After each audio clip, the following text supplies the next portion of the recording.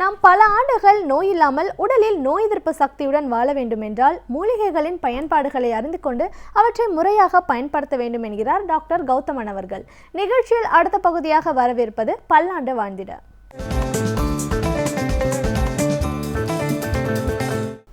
அன்பான கலைஞர் தொலைக்காட்சி நேயர்களுக்கு என்னுடைய இனிமையான காலை வணக்கங்கள். இன்றைக்கு நம்ம பார்க்கக்கூடிய தாவரத்துடைய பெயர் செங்கொடிவேலி அப்படின்னு சொல்லக்கூடிய கொடிவேலியில் தாவரத்தில் சிவப்பு நிறமான பூக்களை கொண்டு வளரக்கூடிய ஒரு வகையான தாவரம் சொல்லுவோம். இந்த செங்கொடிவேலியை பொறுத்தவரையிலும் பொதுவாக தமிழ்நாடு முழுவதும் சூடு அதிகமாக இருக்கக்கூடிய எல்லா பகுதிகளிலும் வளரக்கூடிய ஒரு தாவரம். அதோட பூ பார்த்திங்கன்னா ரொம்ப அழகான சிவப்பான சிறு சிறு பூக்களை கொண்டு வளரக்கூடிய ஒரு தாவரம். மணற்பாங்கான பூமிகளில் இன்றைக்கு பார்த்திங்கன்னா இந்த தாவரத்துடைய மருத்துவ குணமே தெரியாமல் நிறைய இடங்களில் இந்த அழகான பூக்களுக்காக வளரக்கூடிய ஒரு தாவரமாக இந்த செங்கொடிவேலி இருக்கிறது. இந்த செங்கொடிவேலியை பொறுத்தவரையிலும் பார்த்திங்கன்னா இதோட வேரை மட்டும்தான் மருந்துக்கு பயன்படுத்துகின்ற குணம் உண்டு. ஆனால் அந்த வேர் அதிகமான நச்சுத்தன்மை இருக்கக்கூடிய ஒரு தாவரம் அப்படின்னு சொல்லுவோம். ஏன்னா அந்த நச்சுத்தன்மை மிக அதிகமாகும் போது சில நேரங்களில் சரியாக சுத்தப்படுத்தாமல் இந்த செங்கொடிவேலியை நம்ம சாப்பிட்டோம்னா உடலில் அரிப்புகள் ஏற்படுவதற்கு வாய்ப்புகள் நிறைய உண்டு. அதனால தான் பாரம்பரிய மருத்துவத்தில் என்ன சொல்கிறாங்கன்னா செங்கொடிவேலியுடைய அந்த வேரை எடுத்து ஒரு பெரிய பாத்திரம் நிறைய சுண்ணாம்பு தண்ணீரை வைக்க சொல்கிறாங்க. அந்த சுண்ணாம்பு தண்ணீரில் 7 நாட்கள் இந்த செங்கொடிவேலியுடைய வேரை போட்டு ஊற வைத்து விட வேண்டும். அதன் பிறகு அதை வெயிலில் காய வைத்து வெடித்து நம்ம மருந்துக்கு பயன்படுத்தலாம் அப்படின்னு சொல்கிறது பாரம்பரிய மருத்துவம். இன்றைக்கும் எல்லா ஆயுர்வேத சித்த மருத்துவ மருந்துகள் தயாரிக்கக்கூடிய ஃபேக்ட்ரிஸும் இந்த முறையை பயன்படுத்தி தான் இந்த செங்கொடிவேலியை சுத்தப்படுத்துகிறாங்க. இந்த செங்கொடிவேலியுடைய முக்கியமான குணம் என்னன்னு பார்த்தீங்கன்னா ரொமட்டாய்டு ஆர்த்ரைட்டிஸ் அப்படின்னு சொல்லக்கூடிய முடக்குவாதத்திற்கு இந்த செங்கொடிவேலி ஒரு மிகச்சிறந்த மருந்து. இந்த செங்கொடிவேலி சுத்தம் செய்யப்பட்ட செங்கொடிவேலியாக இருந்தாலும் ஒரு நாளைக்கே இதை 250 மில்லிகிராம் மட்டும்தான் உபயோகப்படுத்தணும் அப்படிங்கிறது ஒரு வழக்கம். அதே போல் செங்கொடிவேலி உபயோகப்படுத்தும் போது உணவு கட்டுப்பாடுகள் மிக மிக அவசியம். அசைவ உணவோ அல்லது புளிப்பு காரம் அதிகமான உணவோ இரவு தூக்கம் இல்லாமல் இருக்கின்ற விஷயங்களோ எதையுமே நாம் செய்யக்கூடவே கூடாது. அந்தளவுக்கு ஸ்ட்ரிக்டாக இருக்கணும். அந்தளவுக்கு ஸ்ட்ரிக்டாக இருந்து உபயோகப்படுத்தணுன்னா நடக்க முடியாமல் இருக்கக்கூடிய முடக்குவாத நோயாளிகள் கூட மீண்டும் பழையபடி நடக்க செய்கின்ற அளவுக்கு சிறப்பாக தீர்வளிக்கக்கூடிய ஒரு மருந்து இந்த செங்கொடிவேலி. செங்கொடிவேலி குழந்தை இல்லாமல் இருப்பவர்களுக்கு ஒரு மிகச்சிறந்த மருந்து அப்படின்னு சொல்லுவோம். இந்த செங்கொடிவேலியுடைய பலஸ்ருதி அப்படின்னு சொல்லுவோம். ஒவ்வொரு செய்யுள் வரும்போதும் இந்த தாவரத்துடைய முக்கியமான உபயோகம் என்ன அப்படின்னு வரும். அந்த மாதிரி வரும்போது ஷண்டஹாபி அஷண்டஹாத ஷட்மாச பிரயோகன அப்படின்னு சொல்லுவாங்க. அதாவது குழந்தை இல்லாமல் இருக்கக்கூடிய எந்த ஒரு பெண்ணோ ஆணோ சுத்தி செய்து எடுக்கக்கூடிய இந்த சிகப்பு கொடிவேலியுடைய சூரணத்தை தகுந்த உணவு பழக்கம் தகுந்த கட்டுப்பாடுகளுடன் 6 மாதம் உபயோகப்படுத்தும் போது அவர்கள் நிச்சயமாக குழந்தை பெற்றுக்கொள்வார்கள் அப்படிங்கிறது இந்த செய்யுள். அந்த அளவுக்கு பார்த்திங்கன்னா ஈவன் ஆண்மைத்தன்மையே இல்லாமல் இருக்கக்கூடிய ஆண்களாக இருந்தாலும் சரி, கருப்பையில் அடைப்பு ஏற்பட்டிருக்கிறது, கருமுட்டை பையில் அடைப்பு ஏற்பட்டிருக்கிறது, அதே போல் பெண்மைத்தன்மைக்கு இருக்கக்கூடிய ஹார்மோன்கள் சரியாகாமல் இல்லாமல் இருக்கிறது, அல்லது ப்ரீமெச்சூர் ஒவேரியன் ஃபெயிலியர் அப்படின்னு சொல்லக்கூடிய ஏர்லி மெனோபாஸ் சம்பந்தப்பட்ட பிரச்சனை இருக்கக்கூடிய பெண்கள் யாராக இருந்தாலும் சரி, இந்த ஆண் பெண் இரு வர்க்கத்தில் இருக்கவர்களும் பார்த்திங்கன்னா சரியான முறைப்படி சுத்தி செய்து உடலை சுத்தி செய்து அதன் பிறகு உபயோகப்படுத்தக்கூடிய இந்த சிகப்பு கொடிவேலியுடைய சூரணத்தை 250 மில்லிகிராம் ஒரு நாளைக்கு சிறிதளவு வெண்ணெயுடன் கலந்து சாப்பிட வேண்டிய ஒரு பழக்கத்தை வைத்து கொண்டாலே 6 மாதத்திற்கு பிறகு இரத்த பரிசோதனையில் அவர்களுடைய ஹார்மோன்கள் எல்லாமே மாற்றமடைந்து மீண்டும் சரியான ஒரு நிலைமையில் இருப்பதை நம்ம பார்க்கலாம். இன்றைக்கி சோரியாட்டிக் ஆர்த்ரைட்டிஸ்ன்னு சொல்லக்கூடிய ஒரு நோய், சோரியாசிஸ் நோயே உடலினுடைய தோள்களை பாதிக்கக்கூடிய ஒரு பிரச்சனை. அந்த நோய் அதிகமாக ஆன பிறகு பார்த்திங்கன்னா முட்டுகளில் ஏற்படக்கூடிய ஒரு வீக்கம், வலி, இது சோரியாட்டிக் ஆர்த்ரைட்டிஸ் நோய். பெரும்பாலும் சோரியாட்டிக் ஆர்த்ரைட்டிஸ் நோய் வரும்போது பெரும்பாலும் நம்ம ஸ்டீராய்டு மருந்து சோரியாசிஸ் கொடுக்கக்கூடிய வழக்கமான பவர்ஃபுல் ஸ்டீராய்டு மருந்துகளை கொடுத்தால் கூட மிகப்பெரிய அளவில் அவர்களுக்கு உபயோகம் இல்லாத ஒரு சூழல் தான் இருக்கிறத நம்ம பார்ப்போம். ஆனால் அந்த மாதிரி சூழலில் கூட சுத்தி செய்யப்பட்ட தகுந்த அனுபானத்துடன் கூடி சிகப்பு கொடிவேலியை கொடுக்கும்போது முட்டுகள் சார்ந்த பிரச்சனையும் குணமாவதை பார்க்கலாம். அதே போல் அவர்களுடைய தோல் சார்ந்த பிரச்சனையிலையும் மிகப்பெரிய மாற்றம் ஏற்படுவதை பார்க்கலாம். ஏன்னா இது ரெண்டுமே அந்த பர்சனோட ஓவரால் அவுட்லுக்கே மாற்றக்கூடிய சக்தி ஏற்படுவதை நம்ம பார்க்க முடியும். அதே போல் சிகப்பு கொடிவேலியை பொறுத்தவரையிலும் இன்றைக்கு ஆஸ்துமா நோய், தீர்க்க முடியாத நோயின்னு சொல்லக்கூடிய ஆஸ்துமா நோய், இந்த மாதிரி ஆஸ்துமா நோய் ஏற்படும் போது கூட இந்த சிகப்பு கொடிவேலியிலிருந்து எடுக்கக்கூடிய சுத்தி செய்யப்பட்ட அந்த ஒரு சூரணத்தை ஒரு 125 மில்லிகிராம் அளவுக்கு சிறிதளவு சுத்தமான பசுனையில் கலந்து கொடுக்கும்போது அந்த இளைப்பு நோயால் ஏற்பட்ட உடல் பலவீனம் மறைந்து போகிறத பார்க்கலாம். சிலருக்குலாம் பார்த்திங்கன்னா ஒரு 30 வருடம் 40 வருடம் ஆஸ்மா நோய் ஏற்பட்ட பிறகு உடம்பே பார்த்திங்கன்னா உருக ஆரம்பிச்சிடும். ஆள் ரொம்ப ஒல்லியாயிருவாங்க, எந்த வேலையுமே அவர்களால் செய்ய முடியாது. அப்படி இருக்கவங்க கூட இந்த ஒரு மாத்திரையை மட்டும், இந்த சுத்தி செய்யப்பட்ட சிகப்பு கொடிவேலியிலிருந்து கொடுக்கக்கூடிய அந்த ஒரு சுத்தி செய்யப்பட்ட மாத்திரையை மட்டும் அவங்க எடுத்துக்கொள்ளும்போது ஒரு மாத காலத்திலேயே உடல் தசைகள் நன்றாக சேருவதை பார்க்க முடியும்.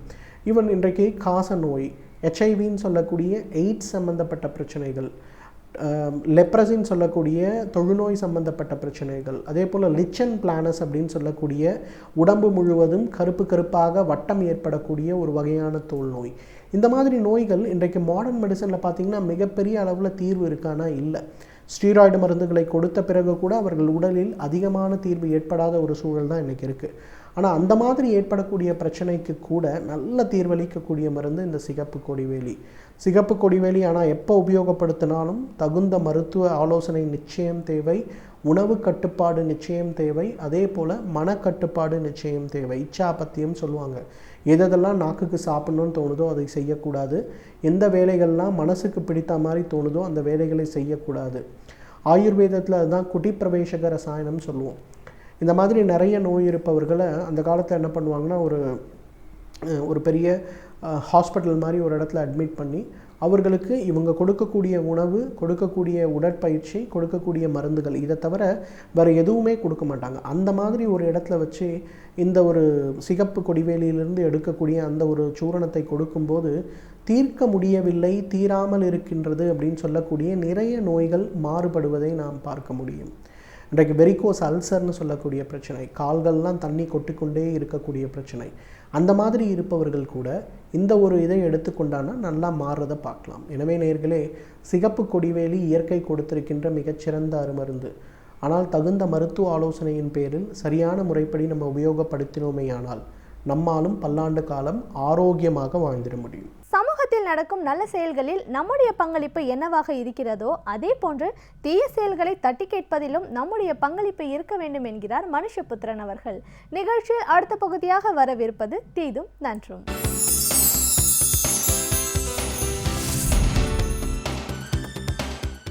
வணக்கம் நண்பர்களே, இன்னும் ஒரு இனிய காலை பொழுதில் தீதும் நன்றும் நிகழ்ச்சியில் உங்களை சந்திப்பதில் மிக்க மகிழ்ச்சி அடைகிறேன்.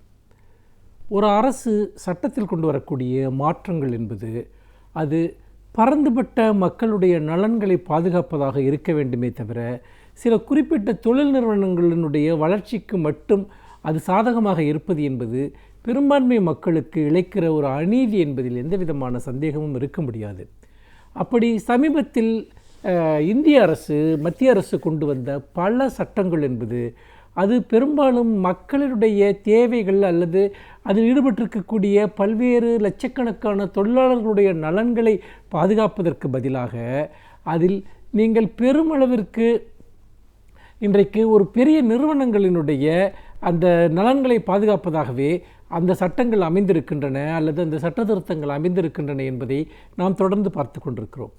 அந்த வகையில்தான் மத்திய அரசு இப்பொழுது புதிதாக கொண்டு வந்திருக்கக்கூடிய இந்த சாலை பாதுகாப்பு மசோதா என்பது, இந்த மசோதாவை பற்றி பல்வேறு விதமான கேள்விகள், சந்தேகங்கள் தொடர்ந்து எழுப்பப்படுகின்றன.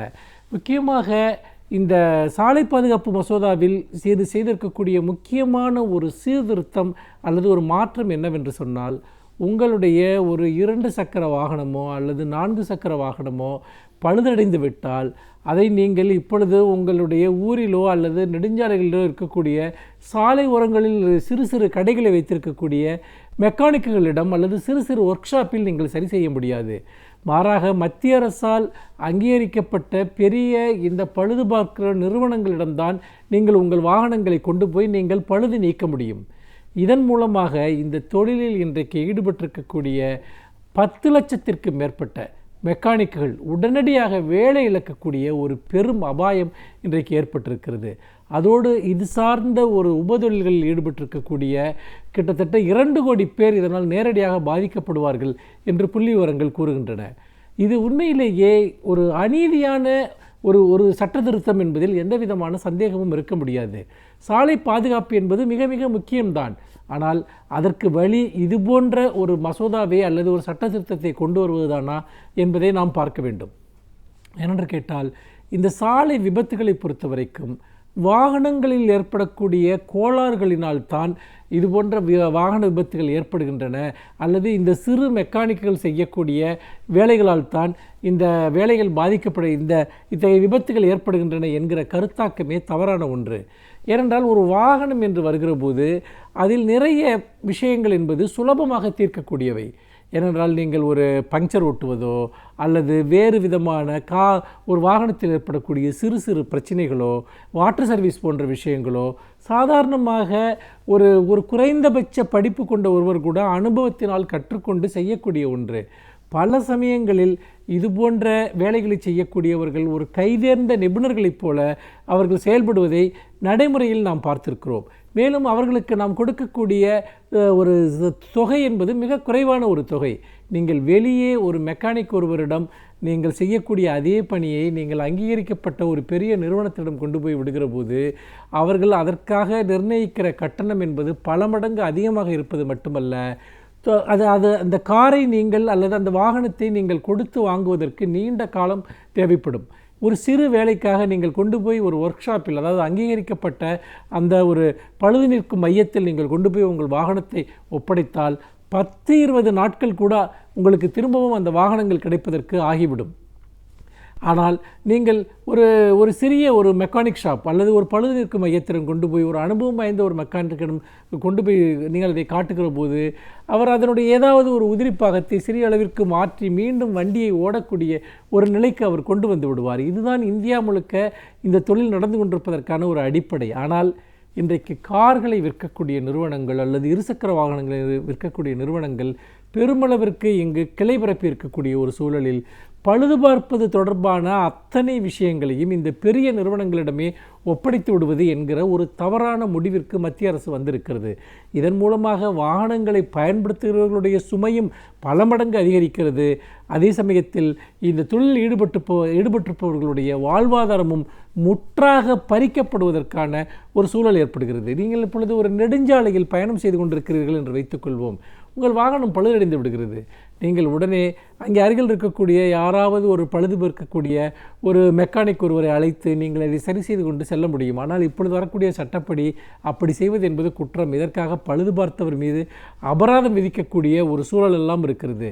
நீங்கள் அந்த வாகனத்தை திரும்பவும் அந்த நிறுவனத்திற்கு நீங்கள் தொலைபேசி செய்து அவர்களை வரவழைத்து கொண்டு போய் அவர்களை ஒப்படைத்து பெறுவது என்பது நீண்ட ஒரு சிக்கலான மிக மிக செலவு பிடிக்கக்கூடிய ஒன்று.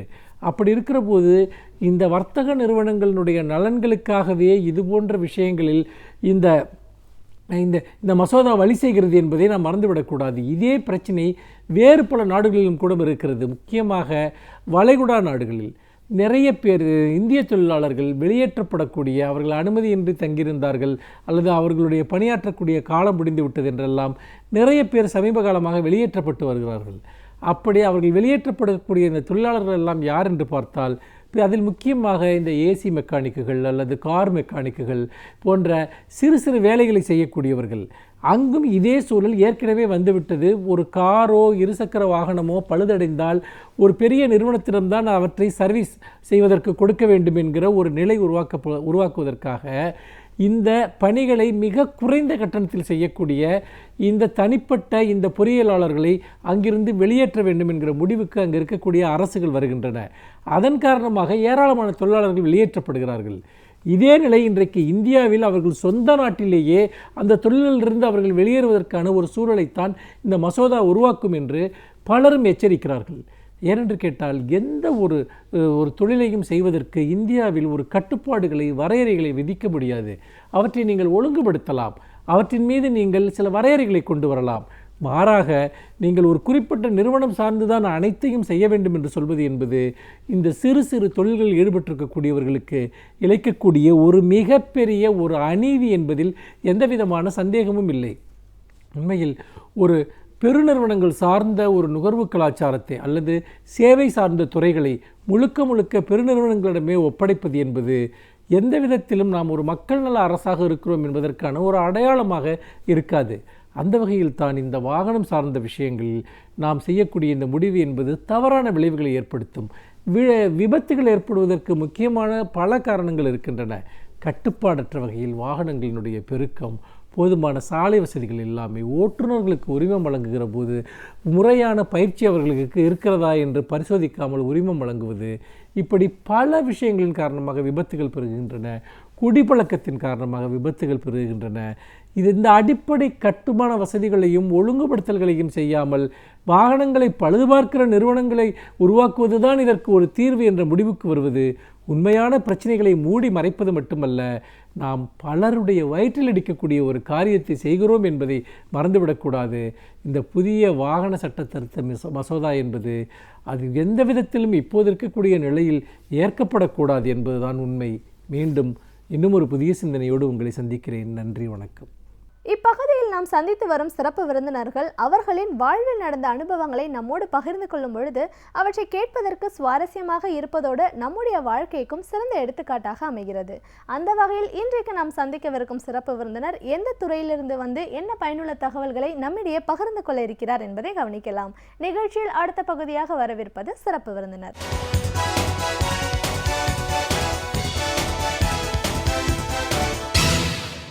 வணக்கம் நேயர்களே, விடியலை வா நிகழ்ச்சியின் சிறப்பு விருந்தினருக்கான நேரம் இது.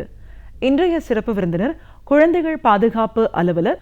குழந்தைகள் பாதுகாப்பு அப்படின்னு வரும்போது இன்னைக்கு குழந்தைகளுக்கான பிரச்சனைகள் என்ன, பாதுகாப்பு ரீதியா நம்ம எடுக்க வேண்டிய நடவடிக்கைகள் என்ன, ஒரு அரசாங்கம் என்ன செய்யணும், இந்த சமூக ரீதியான பிரச்சனைகள்னு வரும்போது எந்த அளவுக்கு அது குழந்தைங்களை பாதிக்குது, இப்படி பல விஷயங்களை கருத்துக்களை நாம் அவர்கிட்ட கேட்டு தெரிஞ்சுக்கலாம். வணக்கம் சார். வணக்கம். யூனிசெஃபின் குழந்தைகள் பாதுகாப்பு அலுவலராக முதல்ல எங்கள் நிகழ்ச்சிக்கு உங்களை நாங்கள் வரவேற்கிறோம் சார். நன்றி.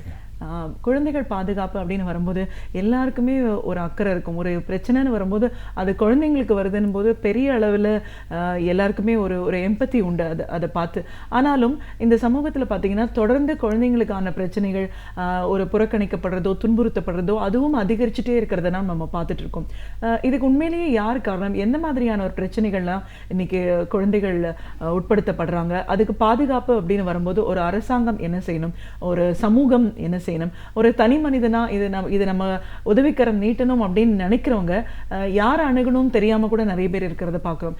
இப்போ இந்த பிரச்சனைகள் சார்ந்தும் இதற்கான விழிப்புணர்வை ஏற்படுத்தணும் அப்படிங்கிற ஒரு அவசியத்துல நாம ஏன் இன்னைக்கு இருக்கோம் அப்படின்னு நிறைய விஷயங்களை கருத்துக்களை எங்க நேயர்களோட இன்னைக்கு நீங்க முழுமையா பகிர்ந்துக்கிறோம் சார். கண்டிப்பா. முதல்ல குழந்தைகள் பாதுகாப்பு அப்படின்னு நம்ம பேசும்போது இன்னைக்கு குழந்தைகள் சந்திச்சுட்டு இருக்கிற பிரச்சனைகள் தான் என்னென்ன?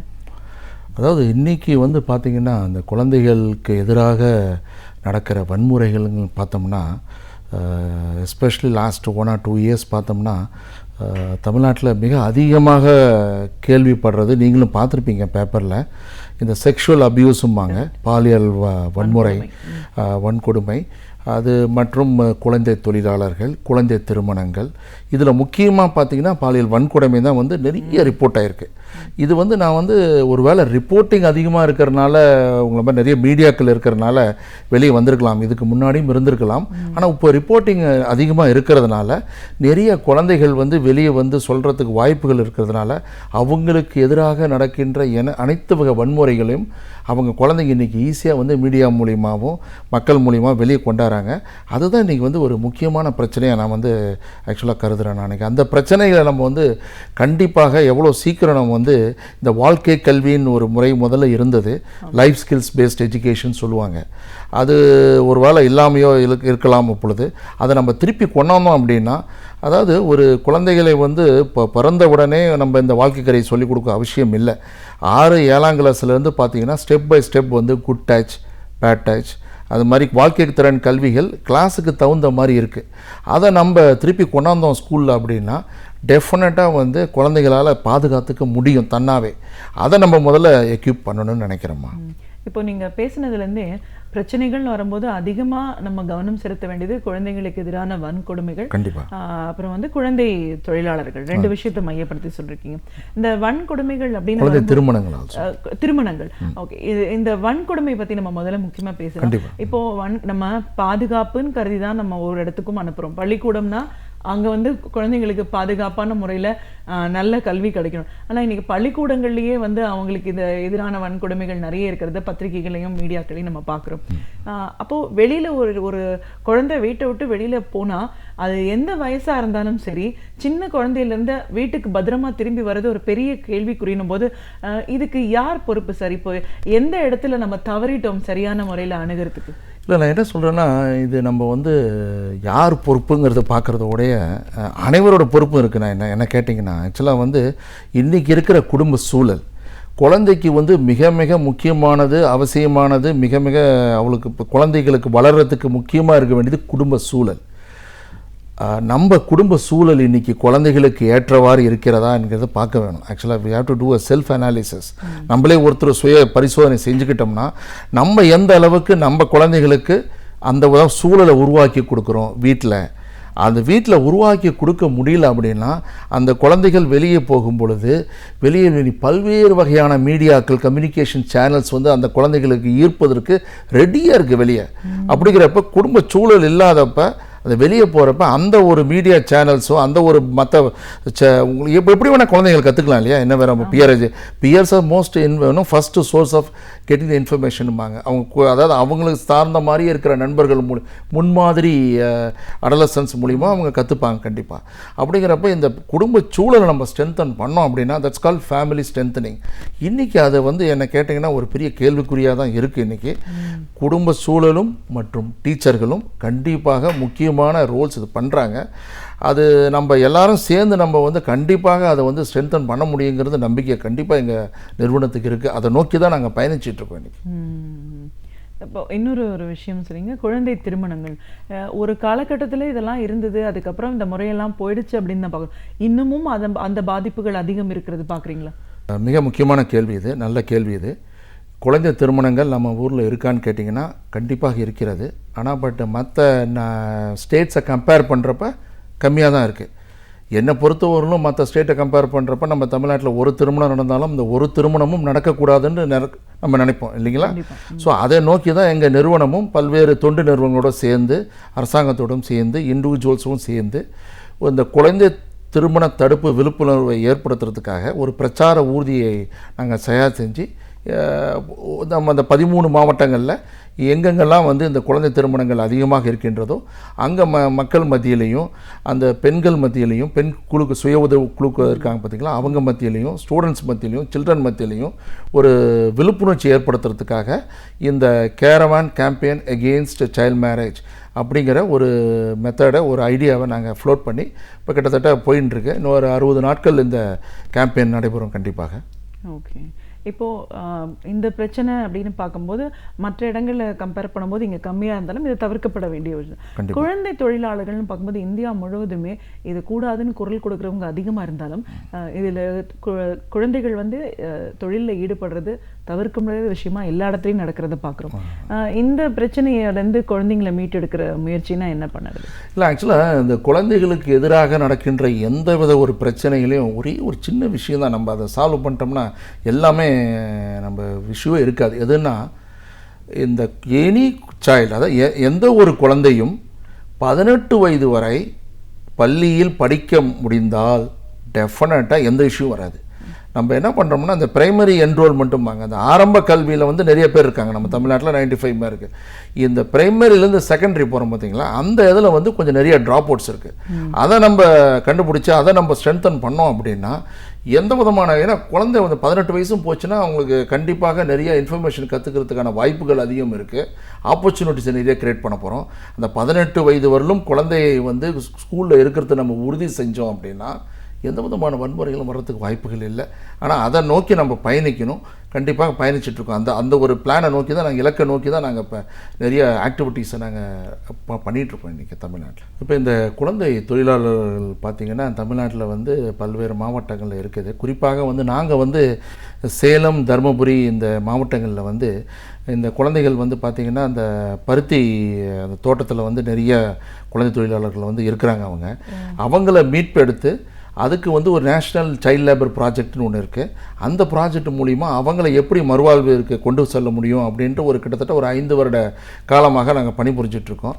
சிவகாசியில் எடுத்திங்கன்னா இன்றைக்கி வந்து ஓல் பட்டாஸ் ஃபேக்ட்ரியில் அந்த இருக்கிற குழந்தைகள் தொழிலாளர்கள் இன்றைக்கி as per the statistics, as per the government, as per the இன்னும் ஃபீல்ட் லெவலையும் பார்த்துட்டோம். நாங்கள் குழந்தை தொழிலாளர்கள் தடுப்பு அலுவலர்கள் ஒவ்வொரு டிஸ்ட்ரிக்ட்லையும் இருக்கோம், அவங்களுக்குள்ளேயும் ஒர்க் பண்ணுறோம். நாங்கள் சிவகாசியில் அந்தளவுக்கு இல்லை. பட் இருந்தாலும் மற்ற இடங்களில், அதாவது சில டைமில் என்ன ஆகிடுதுன்னா, இப்போ அக்ரிகல்ச்சர் எடுத்துக்கங்களேன், நான் இப்போ அக்ரிகல்ச்சர் நடத்துகிறேன் அப்படின்னா என்னுடைய பையனும் அதே தொழிலில் இருக்குன்னு விரும்பி நான் என்ன பண்ணுறேன்னா ஒரு 14 வயசுக்குள்ளே நான் வந்து திருப்பி அந்த பையனை வந்து திருப்பி என்னுடைய அக்ரிகல்ச்சர் தொழிலில் தான் நான் உடம்பு இதுப்படுத்துகிறேன். நான் அவனை வந்து கம்பல் பண்ணுறேன். நீ இந்த தொழிலே பண்ணி நீ போய் படித்தா என்ன பண்ண போகிறேன், அந்த மாதிரி மக்களும் ஒன்று இருக்காங்க. இன்னொன்று வறுமையின் காரணமாக அவங்க குளிர்ந்த தொழிலாளர்களாக தொழிலில் அமர்த்தப்படுகிறார்கள். இன்னொன்று வெளியிருந்து இன்மைக்ரன்ஸ்னு சொல்லுவாங்க. அந்த வெளியூர்லேருந்து பார்த்திங்கன்னா நம்ம சென்னையை பார்த்திங்கன்னா இன்றைக்கி இன்மைக்ரன்ஸ் அதிகம். ஒரிசாவிலேருந்தோ வெஸ்ட் பெங்காலிருந்தோ நிறைய பேர் வராங்க. இப்போ சவுத் சென்னையெலாம் எடுத்துக்கிட்டிங்கன்னா நீங்கள் நிறைய குறைந்த தொழிலாளர்கள் கட்டட வேலைகள், அந்த கட்டடங்கள் நிறைய கட்டப்படுகின்றன, அங்கே வந்து இருக்குது. இந்த மாதிரி நபர்களுக்கு மத்தியில் வந்து எப்படி வேலை பண்ணணும், அவங்கள எப்படி திருப்பி பேக் டு ஸ்கூல் அப்படிங்கிற ஒரு ப்ரோக்ராமை கொண்டு போகணும் அப்படிங்கிறதுக்காக தொண்டு நிறுவனங்கள் மூலமாகவும் டிபார்ட்மெண்ட் மூலியமாகவும் பல்வேறு சீர்திருத்த அண்டு இன்ஃபர்மேஷன் ட்ரிவன் ஒரு ஆக்டிவிட்டீஸ் வந்து நிறைய பண்ணிகிட்ருக்கோம். நாங்கள் இன்ஃபேக்ட் குழுக்களாக அமைச்சிரோம். அதாவது வந்து village level, block level, district level, இந்த 3 லெவல்லையும் வந்து குழந்தைக்கு எதிராக நடக்கும் எனி வன்கொடுமையும் தடுப்பதற்காகவே சில கமிட்டிகளை நியமிக்கப்பட்டிருக்கு. அந்த கமிட்டிகளை வந்து நன்றாக பராமரித்து அந்த கமிட்டிகளில் இருக்கும் நபர்களுக்கான தகுந்த பயிற்சி அளித்து எந்த குழந்தை தொழிலாளர் இருந்தாலும், குழந்தை திருமணம் நடந்தாலும், குழந்தைக்கு எதிராக நடக்கிற பாலியல் வன்கொடுமை நடந்தாலும் இதை தடுப்பதற்கான உத்திகளை அந்த கமிட்டி நபர்களுக்கு நாங்கள் சொல்லிக் கொடுக்குறதுனால இம்மிடியட்டாக எந்த ஒரு குழந்தை தொழிலாளரும் அது ஒரு குறிப்பிட்ட வில்லேஜில் வந்தோம் அப்படின்னா அங்கேருந்து ஒரு மெக்கானிசம் இருக்குது, மானிட்டரிங் மெக்கானிசம் இருக்குது. அந்த டிஸ்ட்ரிக்ட் லெவல், பிளாக் லெவல் கோஆர்டினேட்டருக்கு இன்ஃபர்மேஷன் போய் அங்கேருந்து ப்ராஜெக்ட்டுக்கு வந்து ப்ராஜெக்ட்லேருந்து இம்மிடியட்டாக ரெஸ்கியூ பண்ணி அந்த ஸ்கூலில் சேர்த்து. உங்களுக்கு இப்போ ரீசெண்டாக பார்த்தீங்கன்னா தருமபுரியில் எங்கள் ப்ராஜெக்டில் இருந்த குழந்தை தான் வந்து இன்றைக்கி வந்து 12th வந்து ஸ்டேட் ஃபஸ்ட்டு. அதாவது ஸ்டைல் லேபர்லேருந்து ரெஸ்கியூ பண்ண குழந்தைகள் மத்தியில் அதிக மதிப்பெண் எடுத்த 10ஆவதுலேயும் 12ஆவதுலேயும் இருக்கிற 2 நபர்களும் 2 குழந்தைகளும் வந்து தருமபுரியிலேருந்து வந்த குழந்தைங்க. நினச்சி பாருங்களேன், அவங்களுக்கு வந்து இந்த வாய்ப்புகளே நம்ம ஏற்படுத்தாமல் இருந்திருந்தோம் அப்படின்னா அந்த பையன் 1200க்கு 1192 வாங்கியிருந்தான். 8 மார்க் தான் கம்மி. அவனுடைய வாழ்க்கையே ஒரு பெரிய கேள்விக்குறியாக இருக்காது. அவனை வந்து கிட்டத்தட்ட ரெஸ்கியூ பண்ணது வந்து when he was in 7th standard என்னமோ அப்போ இருந்து ரெஸ்கியூ பண்ணி 12th வரலும் கம்பல் பண்ணி இன்றைக்கி டிஸ்ட்ரிக்ட் அட்மினிஸ்ட்ரேஷன் மூலிமா, யூனிசெஃப் மூலிமா அவனுக்கு அங்கேயே அடுத்த காலேஜுக்கு நாங்கள் சீட்டு வாங்கி கொடுத்துருக்கோம். 12th முடித்த பையனுக்கு, 10th முடித்த பையனுக்கும் அங்கேயே 12th 11th 12th படிக்கிறதுக்கு நல்ல ப்ரைவேட் ஸ்கூலில் ஸ்பான்சர் பண்ணாங்க. இது மாதிரி எண்ணற்ற ஐஐடி முடித்த பசங்க, டாக்டர் ஆகிருக்காங்க பசங்க. சேலத்திலலாம் ஒரு பையன் வந்து இன்றைக்கி டாக்டர் ஆகி திருப்பி வந்து அவங்க மாதிரி இருக்கிற மற்ற தொழிலாளர்களும் மீட்கும் பணியில் ஆனால் தன்னைத்தானே இணைச்சிக்கிறான். இதெல்லாம் வந்து ஒரு நல்ல ஒரு முன் உதாரணம் இல்லைங்களா? ஏன்னா அந்த எப்படி அதுதான் வந்து இந்த பேர் எஜுகேஷன் சொல்லுவாங்க. ஒரு குழந்தை தொழிலாளர்லேருந்து மேல் நோக்கி வர்ற பையன் திருப்பி உள்ளே வந்து அவங்கள மாதிரி இருக்கிற மற்ற குழந்தைகளை மீட்பெடுத்து அவங்களுக்கு வளர்கிறதுக்கு சப்போர்ட் பண்ணுறதுங்கிறது பெரிய விஷயம். அது மாதிரி நிறைய ஆக்டிவிட்டீஸ் வந்து டிஸ்ட்ரிக்ஸில் நடந்துகிட்ருக்கு. குழந்தை தொழிலாளர்களை வந்து இன்னொன்று வந்து நம்ம தடுக்கணும் அப்படின்னா குடும்பம், அப்புறம் பேரண்ட்ஸு, கம்யூனிட்டி, அப்புறம் அது எலெக்டட் ரெப்ரசன்டேட்டிவ்ஸ் இவங்க எல்லோரும் சேர்ந்து முடிவு பண்ணாங்கன்னா டெஃபினட்டாக நம்மளால் இதை தடுக்க முடியும். அதுக்கு பல்வேறு எக்ஸாம்பிள்ஸும் இருக்குது. அதை நோக்கி தான் நாங்கள் நிறைய ப்ரோக்ராம்ஸ் நாங்கள் பண்ணிகிட்ருக்கோம். இன்ஃபேக்ட் இப்போ ரீசெண்டாக இப்போ குழந்தை தொழிலாளர்கள் எவ்வளோ பேர் இருப்பாங்க அப்படின்னு சொல்லிட்டு ஒரு நம்மளால் ஆச்சு சர்வே பண்ணி இப்போ நாங்கள் ஆரம்பிச்சிருக்கோம். கிட்டத்தட்ட ஒரு 13 டிஸ்ட்ரிக்ஸில் ஆரம்பிச்சிருக்கோம். எந்தெந்த டிஸ்ட்ரிக்ஸ்லாம் இருக்குதுன்னு தெரிஞ்சு இன்னும் கொஞ்சம் வேலிடேட் பண்ணலாம் அந்த நம்பர்ஸ் எவ்வளோன்ட்டு. இன்னொரு 1 or 2 monthஸில் ஐ திங்க் அந்த குழந்தை தொழிலாளர்கள் எவ்வளோ பேர் இருப்பாங்க. ஏன்னா நிறைய பேர் மெட்ராஸில் எங்களால் கணக்கெடுக்க முடியல. எவ்ரி மந்த் நிறைய இன்மைக்ரன்ஸ் இருக்கிறனால சவுத் சென்னை எடுத்துக்கிட்டிங்கன்னா நிறைய குழந்தை தொழிலாளர்கள். அங்கே இருக்கிற ஸ்கூல்ஸ்லாம் டைப் பண்ணியிருக்கோம். அங்கே இருக்கிற பிஹெச்சிஸ்லாம் டைப் பண்ணியிருக்கோம். அவங்களுக்கு மருத்துவ வசதி, ஏன்னா நியூட்ரிஷன் சப்போர்ட் வேணும், ஹெல்த் சப்போர்ட் வேணும், ப்ரொடெக்ஷன் சப்போர்ட் வேணும்.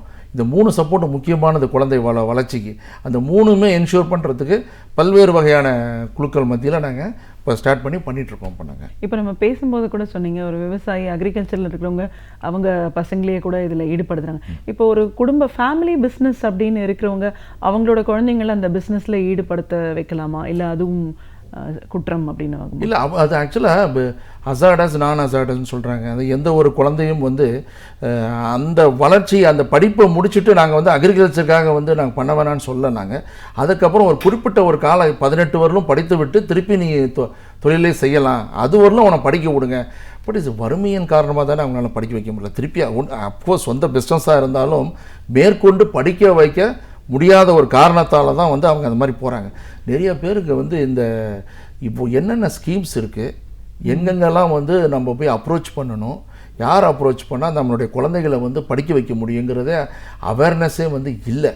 அதை வந்து ஃபார் எக்ஸாம்பிள் பார்த்திங்கன்னா இந்த சில்ட்ரன் ஹோம்ஸ்லலாம் சில்ட்ரன்ஸை வந்து போடுறாங்க பார்த்திங்களா. இப்போ பேரண்ட்ஸு சிங்கிள் பேரண்ட்டு இருப்பாங்க, டபுள் பேரண்ட்டு இருப்பாங்க. அவங்களுக்கு வந்து பார்த்திங்கன்னா தேர் இஸ் அ ஸ்கீம் கால் ஸ்பான்சர்ஷிப்னு ஒன்று இருக்குது. அதாவது மாதத்திற்கு 2000 ரூபா ஒரு குழந்தைகளுக்கு கவர்மெண்ட் கொடுக்குது. அது யார் விழிப்புணர்ச்சியே இல்லை. தட்ஸ் கால் ஆல்டர்னேட்டிவ் கேர் ப்ரோக்ராம்னு சொல்லுவோம். அது விழிப்புணர்ச்சி இல்லாதனால தான் இன்றைக்கி தமிழ்நாட்டில் இருக்கிற சிறார்கள் இல்லத்தில் பார்த்திங்கன்னா முக்கால்வாசி குழந்தைங்களுக்கு அப்பா அம்மா இருப்பாங்க. Either single parent and double parent அல்லது ரிலேட்டிவ் இருப்பாங்க. இருந்தும் அவங்களுக்கு இந்த விவரங்கள் தெரியாதனால இங்கே கொண்டாந்து இல்லத்தில் கொண்டாந்து விட்றாங்க. நான் ஏற்கனவே சொன்ன மாதிரி குடும்ப சூழல் தான் வந்து குழந்தைகளுக்கு மிக மிக முக்கியமானது. இந்த இன்ஃபர்மேஷன் அவங்களுக்கெல்லாம் போய் சேர்ந்துருந்துன்னு வச்சிங்களேன், கண்டிப்பாக அவங்க கொண்டாந்து விடுறதுக்கு வாய்ப்புகள் கிடையாது. ஏன்னா எல்லா ஃபெசிலிட்டிஸும் கொடுக்குறாங்க. 2000 ரூபா பர் மந்த் வந்து பர் சைல்டுக்கு இருக்குங்கிறப்ப ஒய் ஷுட் அவங்க ஃபேமிலி வந்து குழந்தைகளை வந்து இங்கே இல்லத்தில் வைக்கணும். இதை நோக்கி தான் வந்து இன்னும் கொஞ்சம் நல்ல மக்கள் மனசில் விழிப்புணர்ச்சி ஏற்படுத்தணுக்காக நாங்கள் ஆக்சுவலாக ஒரு 4 டிஸ்ட்ரிக்ட் லெவல் கன்சல்டேஷன் பிளான் பண்ணியிருக்கோம். இந்த promotion of alternative care programming, அதாவது குழந்தைகளுக்கு இல்லத்திற்கு வராமல் குடும்பத்தோடு இருப்பது எப்படி அப்படின்றதுக்காக அடுத்த வாரம் ஒரு திருநெல்வேலியில் ஒரு கன்சல்டேஷன், அடுத்த மாதம் ஒரு 2 கன்சல்டேஷன், இதெல்லாம் முடிச்சுட்டு ஃபைனலாக I think by end December national லெவலில் ஸ்டேட் லெவலில் ஒரு கன்சல்டேஷன் வச்சுட்டு பேசிக்கலி டு ப்ரொமோட்டு இந்த மாதிரி வசதிகள் இந்த மாதிரி வாய்ப்புகள்லாம் இருக்குது, பயன்படுத்திக்கிங்க அப்படின்னு சொல்கிறதுக்காகவே ஒரு ப்ரோக்ராம் ஒன்று லான்ச் பண்ணியிருக்கோம். கண்டிப்பாக சார். இப்போ நம்ம பாதுகாப்பு, குழந்தைங்களுக்கான பிரச்சனை அதெல்லாம் நம்ம பேசும்போது ஒரு ஒரு குழந்தைக்கு முழுமையான கல்வி கிடைக்கிறதுலையும் சரி, சுகாதாரம், பாதுகாப்பு இதை உறுதிப்படுத்த வேண்டியது ஒரு அரசாங்கத்தோட கடமை தானே சார்? எந்த அளவுக்கு அரசாங்கம் இதெல்லாம் உதவிக்கரம் நீட்டியிருக்காங்க, செயல்படுத்திட்டு இருக்காங்க? சரி, இப்போ நான் வந்து இது எல்லா ஸ்டேக் ஹோல்டர்ஸும் இருக்காங்க. இதில் ஆக்சுவலாக கவர்மெண்ட் அலோன் ஒரு ஸ்டேக் ஹோல்டர் நம்ம சொல்ல முடியாது. நீங்கள், நான், மக்கள், ஆர்கனைசேஷன், தொண்டு நிறுவனங்கள், இண்டிவிஜுவல் எக்ஸ்பர்ட்ஸ். தமிழ்நாடு பொறுத்தவரையிலும் பார்த்திங்கன்னா இந்த குழந்தை எதிராக நடக்கும் வன்முறைகளை தடுப்பதற்கான இண்டிவிஜுவல் எக்ஸ்பர்ட்ஸ், சப்ஜெக்ட் எக்ஸ்பர்ட்ஸுமாங்க நிறைய பேர் இருக்காங்க. இவங்களையெல்லாம் ஒருங்கிணைத்து எல்லாருமே சேர்ந்து இது பண்ணணும். டெஃபினட்டாக இட்ஸ் கிளாப்பிங் ஹேண்ட்ஸில் 2 கை சேர்ந்தால் தானே ஓசம். அது மாதிரி பல்வேறு ஸ்டேக் ஹோல்டர்ஸ் இருக்காங்க. பிரைமரி ஸ்டேக் ஹோல்டர்ஸ்ன்னு சொல்லுவாங்க. அதாவது ஆரம்பத்தில் இருக்கக்கூடிய குழந்தையை சுற்றி இருக்கக்கூடிய பெற்றோர்கள். அப்புறம் செகண்டரி ஸ்டேக் ஹோல்டர்ஸுமாங்க, 2வது தளத்தில் இருக்கும் நபர்கள். அதில் அப்புறம் டெர்சரி ஸ்டேக் ஹோல்டர்ஸுமாங்க. 3 தளங்களாக பிரித்து இந்த 3 ஸ்டேக் ஹோல்டர்ஸும் சேர்ந்து பணிபுரிந்தால் தான் குழந்தைகளுக்கு எதிராக நடக்கும் வன்முறைகளும் குழந்தை தொழிலாளர்களும் குழந்தை திருமணத்தையும் தடுக்க முடியும். இல்லையா? By just having act or policy alone will not control any violence against children. Just நம்ம சட்டத்தை வச்சுக்கலாம், நம்ம பாலிசியை வச்சுக்கலாம். பட் ஆனால் இம்ப்ளிமெண்ட் பண்ணுறப்ப இந்த நான் சொன்ன இந்த 3 ஸ்டேக் ஹோல்டர்ஸ், 3 வரைகளும் இருக்கிற நபர்களும் பிரைமரி வந்து ரொம்ப முக்கியமானது. பிரைமரி ஸ்டேக் ஹோல்டர்ஸ் வந்து அப்பா, அம்மா, அவங்க தான் மெயினாக குழந்தைய சுற்றி. அடுத்து செகண்டரி பார்த்திங்கன்னா என்ஜிஓஸு, அடுத்த பாலிசி செகண்டரி அவங்க சப்போர்ட் ரிலேட்டிவ்ஸு, என்வாரன்மெண்ட்டு. டெர்ஷரி பார்த்திங்கன்னா government, state level policy act இது மாதிரி இவங்கெல்லாம் சேர்ந்து பண்ணால் தான் பண்ண முடியுமோ இல்லையா. பட் நிறைய ஸ்கீம்ஸ் இருக்குது, ஸ்கீம்ஸுக்கு பஞ்சமே இல்லையே. இன்டகிரேட்டட் சைல்ட் ப்ரொடெக்ஷன் ஸ்கீம்ஸ்னு ஒன்று இருக்குது, ICPSன்ட்டு. இது குழந்தைகளுக்கு எதிராக நடக்கும் எந்த பிரச்சனைகளையும் சால்வ் பண்ணுறதுக்குனாகவே ஸ்டேட் லெவல்லேருந்து, டிஸ்ட்ரிக்ட் லெவல்லேருந்து, பிளாக் லெவல்லேருந்து, முதல்ல சொன்ன மாதிரி வில்லேஜ் லெவலில் இந்த பணிகளை கொண்டு செல்வதற்காகவே every district is got district child protection unit. Every district child protection யூனிட்டில் 12 பேர் இருக்காங்க, headed by district child protection officer. அதில் வந்து கீழே பார்த்தீங்கன்னா நான் இன்ஸ்டியூஷனல் கேரை பார்த்துக்கிறதுனே ஒரு ஆஃபீஸர், நான் இன்ஸ்டியூஷனல் கேர் பார்த்துக்கிறதுக்குனே ஒரு ஆஃபீஸர் இருக்காங்க. அப்புறம் வந்து கவுன்சிலர் இருக்காங்க, ட்ரைனர்ஸ் இருக்காங்க. Of course quality of the programming வந்து நம்ம டெஃபினட்டாக வி நீட் டு அட்ரஸ், அது வேறு விஷயம். பட் ஆனால் ஹூ இஸ் ரெஸ்பான்சிபிள் பார்த்தீங்கன்னா we are all responsible. It's a collective responsibility. But ஆனால் குவாலிட்டியை ஸ்ட்ரென்தன் பண்ணுறது தான் இப்போ எங்கிற மாதிரி ஒரு இன்டர்நேஷ்னல் நிறுவனமாக யூனிசெஃப் நாங்கள் வந்து கடுமையாக உழைச்சிட்ருக்கோம். ஏன்னா இவங்களுக்கு அந்த ட்ரைனிங் வந்து in time and on time வந்து கொடுத்தோம் அப்படின்னா டெஃபினட்டாக I'm sure we will able to reach out all the children. ஏன்னா சிஸ்டம் நல்லா இருக்குது, ஸ்ட்ரக்சர் இருக்குது, பட் அதை நம்ம ஸ்ட்ரென்தன் பண்ணணும் இன்னும். இப்போ இந்த குழந்தை குற்றங்கள், தட் இஸ் ஜுவனைல் கிரைம், அந்த ரேட்டும் இப்போ அதிகரிச்சுட்டு இருக்கு அப்படின்றத நம்ம பார்க்குறோம். இந்த மாதிரியான குற்றங்கள், இந்த சம்பவத்திலேருந்தும் குழந்தைங்களை மீட்டெடுக்கணும் அப்படின்னா சமூகம் என்ன பண்ணணும் சார்? நான் ஏற்கனவே திருப்பி சொன்ன மாதிரி இந்த குடும்ப சூழல் தான். பட் ஏன்னா ரீசெண்டாக ஒரு இன்சிடென்ட் நடந்துச்சு. இப்போ ரீசெண்டாக ஒரு 6 குழந்தைகள் தப்பித்து போனாங்க. அதில் பார்த்தீங்கன்னா 4 குழந்தைகளோட பெற்றோர்கள் வந்து வேண்டான்னு இங்கே விடுறாங்க. அப்புறம் வந்து எப்படி ஃபேமிலி வந்து ஒத்துக்க மாட்டுறாங்க. அவங்க we don't want to take them back அப்படின்றான். இந்த குழந்தைங்களுக்கு வேண்டாம், நீங்களே வச்சுக்க சார் அப்படின்னா அது என்ன அர்த்தம் அது? ஸோ அதனால் குழந்தை பேரண்ட்ஸுக்கு முதல்ல நான் கவுன்சிலிங் கொடுத்து நீங்கள் ஏன் வந்து குழந்தைங்களை எடுத்துகிட்டு போக மாட்டேங்கிறீங்க, அந்த பையனை சொல்கிறான் எங்கள் வீட்டுக்கு போனால் திருப்பி என்ன அனுப்பிச்சிடுவாங்கன்றான். ஸோ அதனால் அதை திருப்பி நம்ம அட்ரஸ் பண்ணல, குடும்ப சூழலை நம்ம அட்ரஸ் பண்ணல அப்படின்னா கண்டிப்பாக இந்த குழந்தைகள் திருப்பி இந்த மாதிரி சிறார் குற்றங்கள் அதிகரித்து கொண்டே இருக்கும். அதாவது 6 பேரில் 4 பேர், இந்த 6 பேரும் பாருங்களேன் இப்போ ரீசெண்டாக போனாங்கன்னு நினைக்கிறேன். இந்த 6 பேரில் எல்லோரும் எங்கே போனாங்கன்னு நினைக்கிறீங்க? குடும்ப ஃபேமிலிக்கு தான் போனாங்க. வீட்டுக்கு போயிட்டு அவங்க அப்பா அம்மா பார்த்துட்டு திருப்பி பாதி பேர் வந்துடுவான் இங்கே. பட் நீ திருப்பி அங்கே போகிற அப்படின்னாவே வெரி ஈஸி இல்லையா? அதை நம்ம ஸ்ட்ரென்தன் பண்ணோம்னா, குடும்பத்தை நம்ம ஸ்ட்ரென்தன் பண்ணோம்னா ஏன் இங்கே இருக்கிறான், அங்கெல்லாம் இருப்பான் அவன். அடுத்தது ஒரு ரிப்பீட்டட் அஃபண்டர்மா, அதாவது ஒரு குழந்தை ஒரு தவறு செய்து உள்ளே வரும்பொழுது, ஜுவனல் அந்த இஷ்யூ வரும்பொழுது திருப்பி 2வது தடவை அந்த தவறை பண்ணுறதுக்கு முன்னாடி அவனுக்கு ஆப்பர்ச்சுனிட்டி நம்ம கிரியேட் பண்ணுறோமாங்கிறது முக்கியம். ரீஹாபிலிட்டேஷன்பாங்க. ஒரு குழந்தை முதல் தவறை செய்யும் பொழுது அந்த குழந்தைக்கு தகுந்த சூழலை ஏற்படுத்தி அந்த ரீஹாபிலிட்டேஷன் ப்ராசஸை நம்ம கொடுத்துருந்தோம் அப்படின்னா 2வது தவறு பண்ணுறதுக்கு வாய்ப்புகளே இல்லை. அந்த முதல் தவறுக்கும் நம்ம கொடுக்க முடியறதில்லை, குடும்ப சூழலையும் கிடையாது, வெளியும் கிடையாது, 2வதுலேயும் கிடையாது. ரீசெண்டாக நான் ஒரு குழந்தைய பார்த்தேன், நான் தருமபுரியில் நினைக்கிறேன். 6 தடவை அந்த குழந்தை வெளியே பெயிலில் போது திருப்பி உள்ளே வரான். அப்போ அவனுக்கு 6 தடவையும் அவனுக்கு அந்த ரீஹாபிலிட்டேஷனுங்கிற அந்த ப்ராசஸுக்கே ஆப்பர்ச்சுனிட்டியை நம்ம கிரியேட் பண்ணி கொடுக்கல அப்படின்னா அப்புறம் எப்படி அந்த குழந்தை மாறுவதற்கான வாய்ப்புகளே இல்லையே. அந்த குழந்தைகள் மாறுவதற்கான வாய்ப்புகளை நம்ம கிரியேட் பண்ணணும் அப்படின்னா டெஃபினட்டாக அந்த குழந்தை திருப்பி வர்றதுக்கு வாய்ப்பு இல்லை. அதை தான் நம்ம கண்டிப்பாக ஸ்ட்ரென்தன் பண்ணணும்னு நினைக்கிறேன்.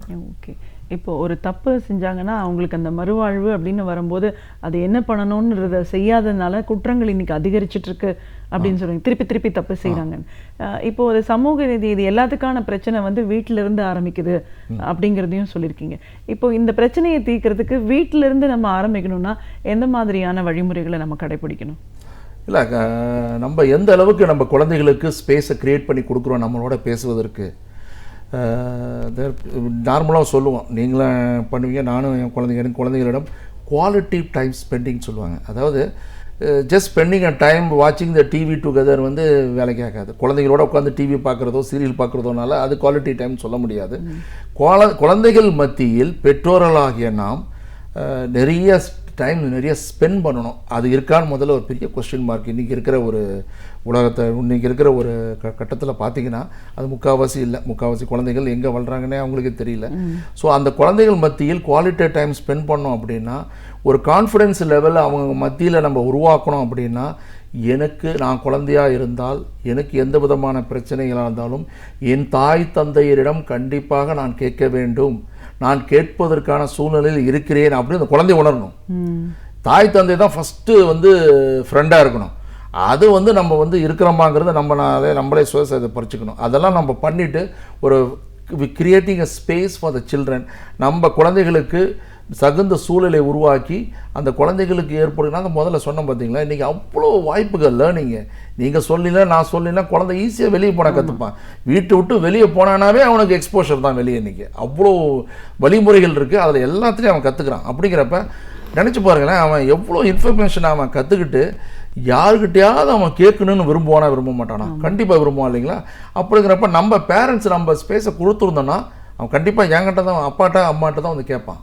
அப்பா அம்மா அதை கிரியேட் பண்ணாதனால அந்த தேடல் இருக்கும் பார்த்தீங்களா, அப்போ தான் வந்து சில டைமில் நல்ல ஆட்கள் கிடைத்து இன்ஃபர்மேஷன் கிடச்சிக்கிட்டா பரவாயில்ல, நல்ல ஆட்கள் இல்லாத ஒரு ஆட்களில் போய் இன்னொரு பியர் எடுத்துக்கலாம் அந்த மாதிரி தவறுகள் பண்ணுறவன்ட்ட போய் அவங்க போய் கேட்டாங்கன்னா அப்புறம் எப்படி அவனுக்கு கரெக்ட் இன்ஃபர்மேஷன் வரும்? அப்போ தான் சொல்லுவோம் நம்ம ஒன்று, கரெக்ட் அண்ட் கன்சிஸ்டன்ட் இன்ஃபர்மேஷன்ஸ். இந்த சரியான கரெக்டான இன்ஃபர்மேஷன் ஒவ்வொரு முறையும் அவனுக்கு கிடைப்பதற்கான வழிமுறைகளை பேரண்ட்ஸ் நம்ம கண்டிப்பாக உருவாக்கணும். அது பல்வேறு மெத்தடுகள் இருக்குது. நம்ம சில விஷயங்கள் நம்ம நேராக பேச முடியலன்னா கூட நிறைய இன்ஃபர்மேஷன்ஸ் அவைலபிள் இருக்குது. அதை நம்ம குழந்தைகளுக்கு தெரிகிற மாதிரி வச்சு படிக்க வைக்கலாம், அல்லது நம்மளால் முடியலன்னா வீட்டில் இருக்கிற மற்றவங்களை வச்சு பேச வைக்கலாம். அப்புறம் பேரண்ட்ஸ் மத்தியுள்ள சண்டைகள் குழந்தைகள் முன்னாடி ரோல் மாடல் வந்து குழந்தைகளுக்கு அப்பா அம்மா, இதெல்லாம் நம்ம சொல்ல வேண்டிய அவசியமே இல்லை. நம்ம என்ன பண்ணுறோமோ அதுதான் குழந்தைகளும் பண்ணும். அப்படிங்கிறப்ப நம்ம எப்படி எந்த அளவுக்கு நம்ம பிஹேவ் பண்ணுறோம், எந்த அளவுக்கு ஆப்பர்ச்சுனிட்டி க்ரியேட் பண்ணுறோம் அப்படின்னா கண்டிப்பாக குழந்தைகளுக்கு ஃப்ரீயாக பேசுவாங்க. அந்த சூழலை நம்ம உருவாக்குறது தான் முக்கியமான ஒரு ஆக்டிவிட்டின்னு நினைக்கிறேன் நான். ஒரு குழந்தைகள் பாதுகாப்பு அலுவலர் அப்படிங்கிற முறையில் இன்றைக்கி குழந்தைகள் சந்திச்சுட்டு இருக்கிற பிரச்சனைகள் என்ன, இந்த பிரச்சனைகள் அப்படின்னு நம்ம பார்க்கும்போது இதே பிரச்சனை எங்கேருந்து ஆரம்பிக்குது, அதை நம்ம சரி பண்ண வேண்டிய அவசியத்தில் என்ன இருக்கும், குழந்தைகள் எதிரான குற்றங்கள் அப்படின்னு வரும்போது இதுக்கு யார் காரணம் பொறுப்பாக இருக்காங்க, யாரும் ஒரு தனி மனிதன் ஒருத்தர் ஒரு அரசாங்கம் இது மட்டும் செய்ய முடியாது, எல்லாரும் ஒருங்கிணைஞ்சு செய்ய வேண்டிய அவசியத்தில் நம்ம இன்றைக்கி ஏன் இருக்கும், இதை பற்றின ஒரு விழிப்புணர்வு அப்படின்னும் போது இன்றைக்கி எவ்வளவோ அவேர்னஸ் மக்கள் மத்தியில் இருக்குது அப்படின்னாலும் இதை பற்றின ஒரு புரிதலோட அக்கறையோடு நம்ம எடுத்துக்க வேண்டிய விஷயங்கள் என்ன, அக்கறையோடு செயல்பட வேண்டிய விஷயங்கள் என்ன இப்படின்னு உங்களோட அனுபவங்கள் சார்ந்த பல விஷயங்களை எங்களோட நீங்கள் முழுமையாக பகிர்ந்ததுக்கு நன்றி. ரொம்ப நன்றி. இலக்கியம், வரலாறு, இதுவரை நாம் அறியாத உண்மைகள், இவைகளிலிருந்து நமக்கு தேவையானவற்றை அழகிய தமிழில் தொகுத்து இனிமையாக வழங்க வந்திருக்கிறார் பேராசிரியர் சுபவீர பாண்டியன் அவர்கள். நிகழ்ச்சியில் அடுத்த பகுதியாக வரவிருப்பது ஒன்றே சொல் நன்றே சொல்.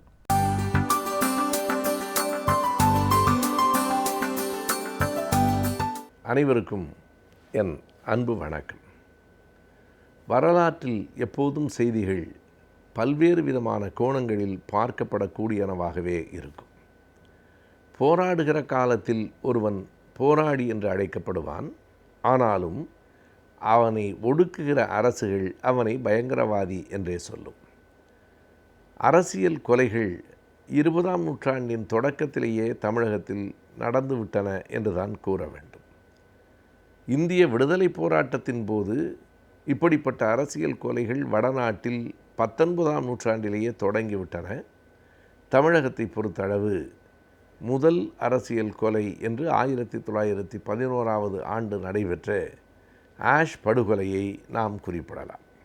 வாஞ்சி தொடர்வண்டி நிலையத்திலே தான் வாஞ்சி மணியாச்சி என்று இன்றைக்கு அழைக்கப்படுகிற பழைய மணியாச்சி தொடர்வண்டி நிலையத்திலே தான் அந்த கொலை நடைபெற்றது. அது 1911ஆவது ஆண்டு ஜூன் மாதம்.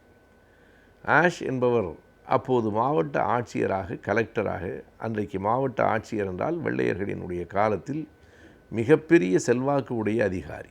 இன்றைக்கு இருக்கிற கலெக்டர்கள் என்று சொல்லப்படுகிற மாவட்ட ஆட்சியர்களை விட மிக கூடுதலான அதிகாரத்தை கையிலே வைத்திருந்தவர்கள் ஆஷ். அவருடைய மனைவி 2 பேரும் திருநெல்வேலியிலே இருந்து மணியாச்சியிலே வந்து இறங்கி மணியாச்சியிலே இன்னொரு தொடர் வண்டியை பிடித்து அவர்களுக்கு கொடைக்கானல் போவது திட்டம்.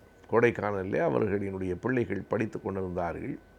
அவர்களை பார்க்க போவதற்காக திருநெல்வேலியிலே இருந்து அவர்கள் தொடர் வண்டி பிடித்து மணியாச்சியிலே வந்தார்கள். இறங்கவில்லை. மாவட்ட ஆட்சியர் என்பதால் அடுத்த தொடர் வண்டி வருகிற வரையில் அங்கேயே தங்குவதற்கு அனுமதிக்கப்பட்டார். அப்போதுதான் அந்த கொலை யாரும் எதிர்பாராத வகையில் நடந்தது. ஆஷ் இருக்கிற அந்த தொடர் வண்டி பெட்டிக்குள்ளே ஒரு பச்சை சட்டை அணிந்து ஒரு இளைஞன் உள்ளே வந்தான். யார் அவன் என்று கேட்பதற்குள்ளாக தன் கையிலே இருந்து துப்பாக்கியை அவன் சட்டென்று அவரை சுட்டு கொன்று விட்டான். இது கண்ணில் பார்த்த எல்லோருக்கும் பேரதிர்ச்சியாக இருந்தது. இன்றைக்கு நடப்பதைப் போல இப்படிப்பட்ட ஒரு தாக்குதல்கள் அன்றைக்கு நடந்ததில்லை. எனவே இந்திய விடுதலை போராட்ட வரலாற்றில் பிறகு வாஞ்சிநாதன் தன்னை தானே சுட்டுக்கொண்டு அவனும் இறந்து போனான்.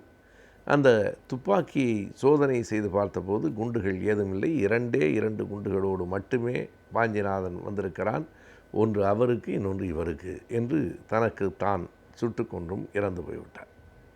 இந்திய விடுதலை போராட்ட வரலாற்றிலே வாஞ்சிநாதன் ஒரு மிகப்பெரிய தியாகியாக போற்றப்பட்டான். இலக்கிய செல்வர் குமரி அனந்தன் அவர்களினுடைய முயற்சி காரணமாக மணியாச்சி தொடர்வண்டி நிலையம் என்பது இன்றைக்கு வாஞ்சி மணியாச்சி தொடர்வண்டி நிலையம் என அறியப்படுகிறது. ஆனாலும் இந்த ஆஷ் படுகொலையில் இன்னொரு பார்வை காலகாலமாக இருந்து கொண்டே இருக்கிறது. அதற்கான ஆதாரங்கள் முழுமையாக கிடைத்துவிட்டன என்று சொல்ல முடியாது. அந்த ஆஷ் படுகொலை பற்றி ஆராய்ச்சி செய்த பேராசிரியர் சிவசுப்பிரமணியன் அவர்கள் பல தகவல்களை ஒரு நூலில் தந்திருக்கிறார். திருச்சி செல்வேந்திரன் அவர்கள் இதை பற்றி மிக அழுத்தமான இன்னொரு பார்வையை வெளியிட்டிருக்கிறார். பெரியோர்களே தாய்மார்களே என்னும் புத்தகம் அண்மையிலே வெளிவந்திருக்கிற நூலிலும் இது பற்றிய செய்திகள் பதிவாகி இருக்கின்றன. ஆனாலும் ஏறத்தாழ எல்லோரும் ஒப்புக்கொள்ளுகிற உண்மை ஒன்று இருக்கிறது. இன்னொன்று விவாதத்திற்கு உரியதாக இருக்கிறது. எதற்காக ஆஷ் துரையை வாஞ்சிநாதன் துப்பாக்கியால் சுட்டு கொன்றான் என்றால், ஒரு ஏழை பெண் அல்லது ஒடுக்கப்பட்ட சமூகத்தை சார்ந்த ஒரு பெண்ணினுடைய பிணத்தை, அல்லது அந்த பெண் பிரசவத்திற்கு போகிற போது அந்த பெண்ணை தன்னுடைய வண்டியிலே ஏற்றி கொண்டு பார்ப்பனர்கள் இருக்கிற தெருவின் வழியாக ஆஷ் துரை போனார் என்பதற்காகத்தான் அவர் மீது ஒரு கோபம் கொண்டு அவர் சுடப்பட்டார் என்கிற ஒரு செய்தியும், இல்லை இந்திய விடுதலைக்காகத்தான் அவர் சுட்டு கொல்லப்பட்டார், நீலகண்ட பிரம்மச்சாரியினுடைய அறிவுரையின்படிதான் அந்த படுகொலை நடந்தது என்கிற இன்னொரு செய்தியும் இருக்கிறது. நீலகண்ட பிரம்மச்சாரி, வாவேசு ஐயர் 2 பேருமே 20ஆம் நூற்றாண்டின் தொடக்கத்தில் ஆயுத போராட்டத்தில் நம்பிக்கை உடையவர்களாக இருந்தார்கள். நீலகண்ட பிரம்மச்சாரி ஒரே நேரத்தில் 300 இடங்களில் இப்படி துப்பாக்கி வெடிக்க வேண்டும், அப்போதுதான் வெள்ளைக்கார அரசு நிலைகுலைந்து போகும் என்று பேசியிருக்கிறார். அந்த அடிப்படையின் தொடக்கமாகத்தான் இது என்று சொல்கிறவர்களும் உண்டு. இதில் கருத்து வேறுபாடு இருந்தாலும் இன்னொன்றில் எந்த கருத்து வேறுபாடும் இல்லை. அது என்ன என்றால், வாஞ்சிநாதனினுடைய சட்டையிலிருந்து எடுக்கப்பட்ட, அவன் தன்னை சுட்டு கொன்றதற்கு பிறகு அந்த வாஞ்சிநாதனின் சட்டையிலிருந்து எடுக்கப்பட்ட கடிதம் அது தருகிற செய்தி. அந்த கடிதத்தில் ஒரு செய்தி மிக தெளிவாக இருக்கிறது. அப்படி குறித்து வைத்துக்கொண்டு அந்த கடிதத்தை சட்டைப்பையிலே வைத்து கொண்டு தான் துப்பாக்கியை எடுத்துக்கொண்டு வாஞ்சிநாதன் வந்திருக்கிற செய்தியும் நமக்கு புரிகிறது. அந்த கடிதம் என்ன சொல்லுகிறது என்றால், வெள்ளைக்காரர்கள் இந்த மண்ணில் கால் பதித்து சனாதன தர்மத்தை அழிக்க பார்க்கிறார்கள், அதற்கு பழிவாங்கியே தீருவேன் என்று அந்த கடிதம் போகிறது. இப்போது அடிப்படையாக சொல்லப்படுகிற செய்தி என்ன என்றால், சனாதன தர்மத்திற்கு எதிராக வெள்ளையர்கள் இருக்கிறார்கள் என்பதுதான். இது 1911 என்கிற போது அந்த காலகட்டம், அந்த சூழலையும் நாம் எண்ணி பார்க்க வேண்டியிருக்கிறது. தமிழகத்தின் தென்கோடியிலிருந்து தான் போராளிகள் பலர் புறப்பட்டார்கள். வாவு சிதம்பரனாரிலிருந்து, சுப்பிரமணிய சிவாவிலிருந்து. அங்கே இருந்து தான் ஒரு மாடசாமி என்கிற ஒரு இளைஞன் வந்தான். இவன் கையிலே வாஞ்சிநாதன் வைத்திருந்த அந்த துப்பாக்கி புதுச்சேரியிலே இருந்து வந்திருக்கிறது என்பதும் கண்டுபிடிக்கப்பட்டது. புதுச்சேரியிலே தான் பாரதியார் இருந்தார். பாரதியாருக்கும் வாஞ்சிநாதனுக்கும் தொடர்பு இருக்கிறது. நீலகண்ட பிரம்மச்சாரியினுடைய சீடனாகவே அவர் இருந்திருக்கிறார். எனவே நீலகண்ட பிரம்மச்சாரியும் ஒரு சனாதன தர்மத்தை பேணுவதில் மிக கவனமாக இருந்திருக்கிறார் என்பது வெளிப்படையானது. ஆகையினாலே இந்த படுகொலைக்கு பின்னால் இந்திய விடுதலை என்கிற ஒரு நோக்கம் இருந்திருக்கும், அதை யாரும் மறைக்க முடியாது. ஆனால் வெறும் இந்திய விடுதலை என்கிற நோக்கத்தை தாண்டி சனாதன தர்மத்தை காப்பாற்றுவது என்பதும் இந்த கொலைக்கான அடிப்படை நோக்கங்களில் ஒன்றாக இருந்திருக்கிறது என்பதையும் மறைக்க இயலாது. அதனை வாஞ்சிநாதனே ஒரு ஒப்புதல் வாக்குமூலமாக கடிதத்திலே எழுதி வைத்திருக்கிறார். எனவே வெள்ளையர்கள் சனாதன தர்மத்திலே கை வைக்கிறார்கள் என்பது அவருடைய குற்றச்சாட்டாக இருக்கிறது. நாம் எண்ணி பார்த்தால் வங்காள பிரிவினை 1905 நடைபெறுகிறது. இந்தியா முழுவதும் வெள்ளையர்களுக்கு எதிரான போராட்டம் தொடங்குகிறது. சனாதன தர்மத்திலே மிக ஆழ்ந்த நம்பிக்கை கொண்ட திலகர் இந்த போராட்டத்தின் தலைமையாக இந்தியா முழுமைக்குமான தலைவராக இருக்கிறார். எனவே இவைகளையெல்லாம் வைத்து பார்க்கிற போது வாஞ்சிநாதனினுடைய அந்த செயல் 2 நோக்கங்களை உடையது. ஒன்றே ஒன்றுதான் என்று நாம் குறைத்து சொல்லிவிடக்கூடாது. 2 நோக்கங்களை உடையது. இந்திய விடுதலையும் நோக்கமாக இருந்திருக்கிறது. பார்ப்பனிய மேலாதிக்கத்தை நிறுவுகிற சனாதன தர்மத்தை காப்பாற்றுகிற அந்த நோக்கமும் உள்ளீடாக இருந்திருக்கிறது என்கிற 2 செய்திகளும் நமக்கு புரிகின்றன.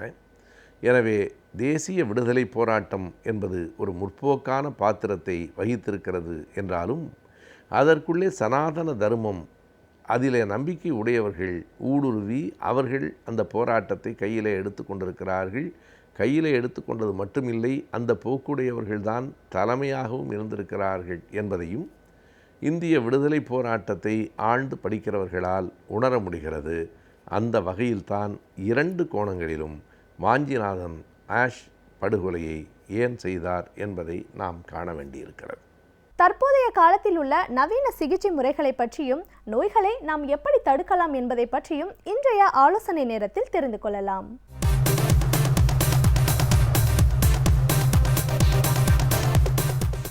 அன்பான கலைஞர் டிவி நேயர்களுக்கு இனிய காலை வணக்கம். இந்த வாரம் ஆலோசனை நேரத்தில் நம்ம பெண்களை அதிகம் தாக்கக்கூடிய மார்பக புற்றுநோயை பற்றி பார்ப்போம். நம்ம பிரஸ்ட் கேன்சர் இன்றைக்கி பெண்கள் அதிகம் கவலைப்படக்கூடிய ஒரு நோயான இன்றைக்கி இருக்கிறது. இந்த பிரஸ்ட் கேன்சர் என்ன? மார்பகம் அப்படின்றது பெண்களை பொறுத்த வரைக்கும் நம்ம அது ஒரு பாலூட்டுவன, அது கிளாண்ட், அதில் வரக்கூடிய கேன்சர் இது. அப்போ இந்த கேன்சர் என்ன காரணங்கள்னால வரக்கூடியது? ரிஸ்க் ஃபேக்டர்ஸ் பார்த்திங்கன்னா பிரஸ்ட் கேன்சரில் ஒன்று ஜெனட்டிக், மரபணுக்கள் சார்ந்தது. பிஆர்சிஏன்னு சொல்லுவாங்க, ஜீன் 1 and 2ன்னு சொல்லுவாங்க. P53ன்னு சொல்லுவாங்க ஜீன். இந்த மாதிரி மரபணுக்கள் மூலம் உள்ளவங்களுக்கு அந்த நோய் அதிகமாக தாக்கமாக வரும். இது பரம்பரையாக கூட வரக்கூடிய வாய்ப்பு உண்டு, ஒரு 10% வரும். இன்னொன்று புற காரணங்கள். அதில் பார்த்திங்கன்னா ஹார்மோன் டிபெண்டன்ட் டியூமர்னு சொல்லுவாங்க. இது பெண்கள் உடம்பில் ஈஸ்ட்ரோஜன் ஹார்மோன் தான் அதிகமாக இருக்காது. அப்போ இந்த ஹார்மோன் சார்ந்த நோய் தான் மார்பக புற்றுநோய். இதில் டைப்ஸ்ன்னு பார்த்திங்கன்னா மெயினாக 2 டைப் ஆஃப் பிரஸ்ட் கேன்சர் இருக்குது மார்பக கேன்சரில். ஒன்று டக்டல் கார்சினோமான்னு சொல்லுவாங்க, அந்த பால் சுரந்து வரக்கூடிய டக்டில் வரக்கூடியது. இன்னொன்று லாபுலார் கார்சினோமான்னு சொல்லுவாங்க, அந்த டக்டுக்கு வெளியே உள்ள பகுதிகளில் வரக்கூடியது. அப்போ இந்த லாபுலார் கார்சினோமான்றதை விட டக்டல் கேன்சர்ன்றது தான் 80% எல்லாருக்குமே பாதிக்கக்கூடியது. இந்த கேன்சர் வந்தால் என்ன சிம்டம்ஸ் இருக்கும் ஒரு பெண்ணுக்கு? பார்த்திங்கன்னா இப்போ ஒரு பெண்ணுக்கு மார்பகத்தில் அந்த தோல் தடிமனாக இருக்கும். சில இடங்களில் அந்த தோல் பார்த்திங்கன்னா இந்த ஆரஞ்சு தோல் மாதிரி பொடி ஓராங்கன்னு சொல்லுவாங்க, அந்த மாதிரி இருக்கும். சில பெண்களுக்கு அந்த நிப்பிள், அந்த மார்பக காம்பானது ஒரு பொசிஷன் இழுத்த மாதிரி இருக்கும், உள்வாங்கி இருக்கும். சிலருக்கு கையில் சின்ன கட்டி தட்டுப்படும். அந்த கட்டி பார்த்திங்கன்னா ஃப்ளாட் ஆஃப் தி ஹேண்டுன்னு வாங்க, நம்ம கையில் பிடிக்க முடியாது, ஆனால் நம்ம பாம்பு வச்சு தடவி பார்த்திங்கன்னா அந்த கட்டி தட்டுப்படும். இந்த மாதிரி சின்ன சின்ன சிம்டம்ஸ் தெரியும். அப்போ இதை எப்படி அடுத்தது அந்த பெண்மணியானவங்க கையாள வேண்டும்?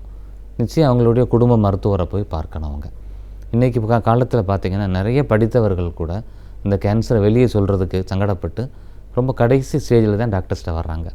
மக்கள்கிட்ட விழிப்புணர்வு வரணும். அப்போ உடனடியாக ஒரு மருத்துவரை அணுக வேண்டும். டாக்டர் என்ன செய்வாங்க? கிளினிக்கல் பிரஸ்ட் எக்ஸாமினேஷன் அப்படின்னு சொல்லி அந்த பெண்மணியை பரிசோதனை பண்ணுவாங்க. அவங்க அந்த கிளினிக்கலாக பண்ணுறத நம்ம டெஸ்ட்டுகள் மூலம் கன்ஃபார்ம் பண்ணணும். என்ன டெஸ்ட் பண்ணுவாங்க? மெயினாக 2-3 டெஸ்ட்டு இருக்குது மார்பக கேன்சர்னு பொறுத்த வரைக்கும். ஒன்று மேமோகிராஃபின்னு சொல்லுவாங்க. மேமோகிராஃபின்றது ட்ரை எக்ஸ்ரே. இந்த எக்ஸ்ரே எடுத்தோம்னா யூஸ்வலாக எக்ஸ்ரே ஆனது எலும்பு பகுதிக்கு தான் எடுப்பாங்க, நீங்கள் கேள்விப்பட்டிருப்பீங்க. இந்த சாஃப்ட் எக்ஸ்ரேன்றது லோ எனர்ஜி யூஸ் பண்ணுறாங்க, எக்ஸ்ரேயோடக்கு லோ எனர்ஜி. அப்போ இது இந்த சாஃப்ட் டிஷ்யூ மார்பகத்தை காமிக்கும். அப்போ இது ஒரு 40 வயதுக்கு மேற்பட்ட பெண்மணிகளுக்கு எடுத்தோம்னா அந்த மார்பகத்தில் ஏதாவது அந்த மாற்றங்கள் தெரிந்தால், உள்ள கட்டி இருந்தால் அது வித்தியாசமான ஒரு ஷேடோவாக அதில் காமிக்கும் அந்த மேமோகிராஃபியில். அது ஒரு முக்கியமான டெஸ்ட்டு. அடுத்தது அல்ட்ராசவுண்ட் ஸ்கேன் பார்ப்பாங்க மார்பகத்துக்கு. அங்கே பார்த்தாங்கன்னா சில கட்டிகள் சிஸ்டிக்காக இருக்கும், ஒரு கூடு மாதிரி இருக்க, உள்ள தண்ணியாக இருக்கும், நீர் கலந்துருக்கும். அந்த மாதிரி கட்டிகளை இந்த அல்ட்ராசவுண்ட் ஸ்கேன் ஓரளவுக்கு கண்டுபிடிக்கும். எம்ஆர்ஐ ஸ்கேன் எடுத்தால் கூட மார்பக சதையில் உள்ள கட்டிகளை நம்ம வந்து அனுமானம் பண்ண முடியும். இதுக்கு எல்லாம் மேலே அது கேன்சர் தான் அப்படின்னு சொல்லணும் அப்படின்னா அதுக்கு பயாப்சி எடுக்கணும், திசு பரிசோதனை. இது மருத்துவர் வந்து ஃபைன் நீடில் ஆஸ்பிரேஷன் சைட்டாலஜின்னு சொல்லுவாங்க. சிரிஞ்சு வச்சு ஒரு நீடில் போட்டு சில செல்ஸை மட்டும் எடுத்து பார்க்கலாம், இல்லை வந்து சின்னதாக ஓப்பன் பண்ணி அந்த கட்டியை மட்டும் எடுத்து பார்க்கலாம். இன்னும் அதிகமாக முழு கட்டியவே ஆப்ரேட் பண்ணி எடுத்தும் டெஸ்ட்டுக்கு அனுப்பலாம். இந்த மாதிரி பயாப்சி பண்ணோம்னா அது வந்து நம்ம ஏற்கனவே பேசின மாதிரி டக்டல் கேன்சரா இல்லைன்னா நம்ம லாபுலர் கேன்சரா அப்படின்றத கண்டுபிடிச்சிக்கலாம். இந்த டயக்னோசிஸ் வந்த பிறகு அடுத்தது ட்ரீட்மெண்ட் எப்படி? ஃபஸ்ட்டு ட்ரீட்மெண்ட்டு சர்ஜரி, அறுவை சிகிச்சை தான். பழைய காலத்தில் முழு மார்பகத்தை அகற்றி எடுத்துகிட்டு இருந்தாங்க. இப்போ உள்ள காலத்தில் பிரஸ்ட் கன்சர்வேஷன் தெரப்பின்னு சொல்லி அந்த பாதிக்கப்பட்ட பகுதியில் ஒரு மார்ஜின் மட்டும் கொடுத்துட்டு எடுத்துடுறாங்க. அப்போ அடுத்து என்ன செய்யணும்? இப்போ இந்த நோயானது மார்பகம்ன்றது அதிகமான ஏரியா உள்ளது, அடுத்து இன்னொரு மார்பகம் இருக்குது, அங்கெல்லாம் நோய் வந்துடாதா? அப்போ வந்து இந்த ஒரு ட்ரீட்மெண்ட் மட்டும் பண்ணணும்னா இதில் நம்ம சக்ஸஸ் ரேட் பார்க்க முடியாது. அப்போ வந்து அடுத்து வேறு ட்ரீட்மெண்ட் இருக்குது. என்ன இருக்குது? கீமோதெரப்பின்ற சிகிச்சை முறை இருக்குது. ஒரு பிரஸ்ட் டியூமர் ஆனது 2 சென்டிமீட்டருக்கு மேலே இருந்தாலே அந்த கட்டிக்கு கீமோதெரப்பி கட்டாயம் நம்ம கொடுத்தாகணும்.